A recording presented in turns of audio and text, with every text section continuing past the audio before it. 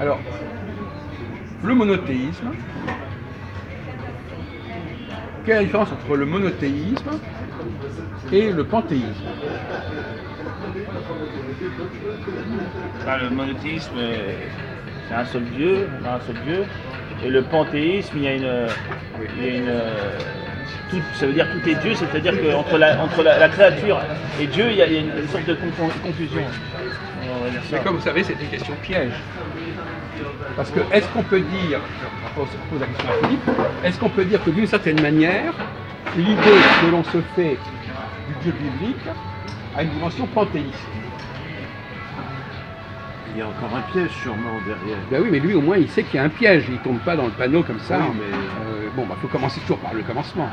Lui, il voit des pièges partout. Non mais on est là pour faire des pièges, donc c'est normal. On est là. C'est le souci, le but de l'émission. Alors, donc, en quoi le monothéisme est-il un panthéisme?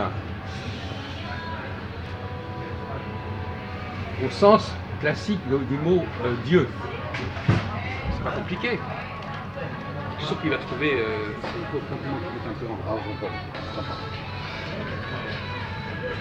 Comment vous définir? On va vous aider. Comment vous définir ces dieux?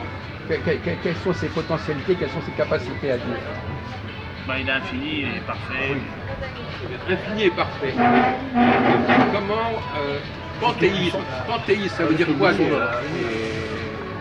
n'y a pas de limite dans l'espace. Oui. Il n'y a pas de limite. Oui. Alors, est-ce que vous savez ce que veut dire le mot pan dans panthéisme?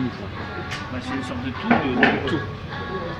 Il y a tous les éléments qui ne connectent pas dans cet élément. Il vient de nous dire que c'est un Dieu qui est parfait. Il vient de nous dire que pan, ça veut dire tout. Il ne fait pas le rapport entre les deux. Ah oui. Donc il y a vraiment un blocage mental.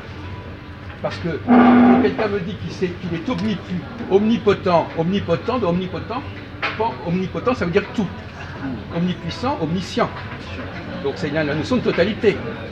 Et dans panthéisme, il y a bien le pan de totalité. Oui, mais dans le panthéisme, il y a une confusion avec la créature, tandis que là c'est le Dieu complètement qui est indépendant de la créature, parce que c'est lui qui est le créateur. La créature. Il y a une différence différente même. Non. Attendez, on vous écoute. Oui, mais globalement, il y a une autre façon de considérer Dieu. On en a parlé à plusieurs reprises. Un Dieu qui n'est pas censé tout savoir, tout connaître, avoir tout créé. On peut dire Dieu dans le mystère, c'est ça. Alors, donc, par opposition à ce Dieu qui a des pouvoirs limités, qu'on appelle la théologie restreinte, le Dieu qui saurait tout, c'est du panthéisme. Au fait, Dieu qui serait à l'origine de tout, excusez-nous, on fête joyeux anniversaire à monsieur Philippe.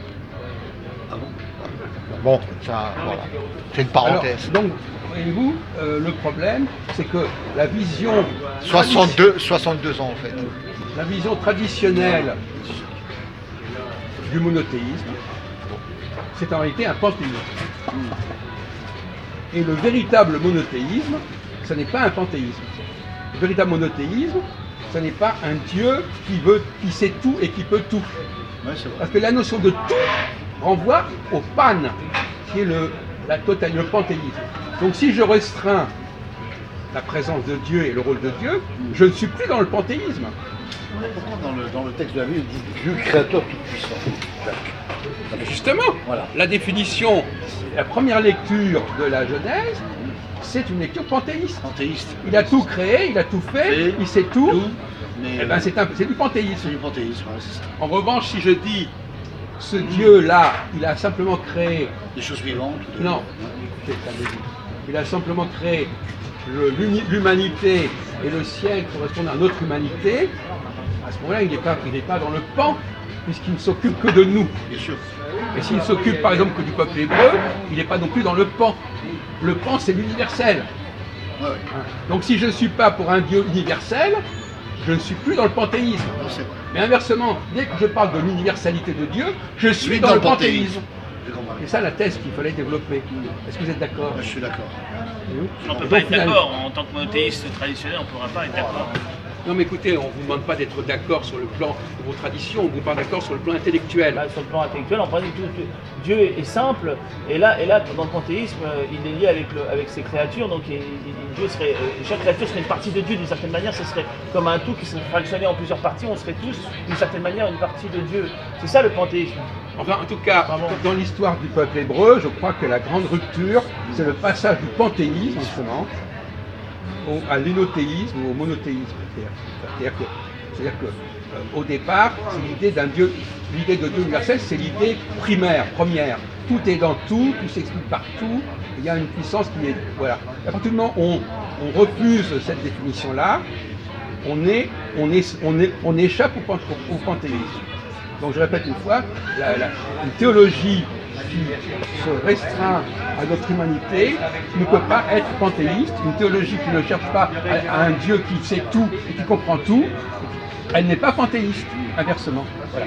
Bon, on va changer de sujet.